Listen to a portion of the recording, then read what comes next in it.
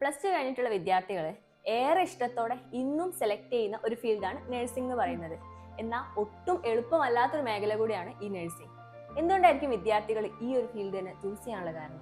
Nursing ശരിക്കും ഒരു health care പ്രൊഫഷനാണ്. അതൊരു പ്രൊഫഷൻ മാത്രമല്ല, ഒരു മനുഷ്യ സേവനം കൂടിയാണ്. ഇന്ന് നമുക്ക് ഒരുപാട് ആൾക്കാർ ഇത് ചൂസ് ചെയ്യുന്നുണ്ട്. കുട്ടികൾ ഒരുപാടും നഴ്സിംഗ് ഫീൽഡിലേക്ക് പോകുന്നുണ്ട്. അതിനുള്ള കാരണം എന്ന് വെച്ചാൽ ഫസ്റ്റ് തന്നെ ജോബ് സെക്യൂരിറ്റി ആണ്.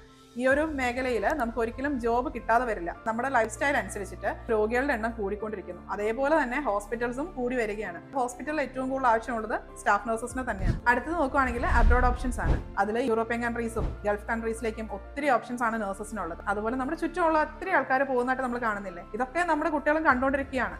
അപ്പോൾ അവർക്കും ഒരു ആഗ്രഹം ഉണ്ടാവും. ഇപ്പോഴത്തെ ലൈഫ് സ്റ്റൈൽ അനുസരിച്ചിട്ട് കുട്ടികൾക്ക് ഔട്ട്സൈഡ് പോകാനൊക്കെ ആയിരിക്കും ഏറ്റവും താല്പര്യം വരുന്നത്. നെക്സ്റ്റ് സാലറി ബേസിലേക്ക് നോക്കാം. സാലറി ബേസിലേക്ക് നോക്കുവാണെങ്കിൽ ഔട്ട്സൈഡ് നമ്മളുടെ ഇപ്പം കേരളത്തിലാണെങ്കിൽ ഇപ്പോൾ കാണുന്നുണ്ട്, സമരം കാര്യങ്ങൾ നടന്നുകൊണ്ടിരിക്കുകയാണല്ലോ.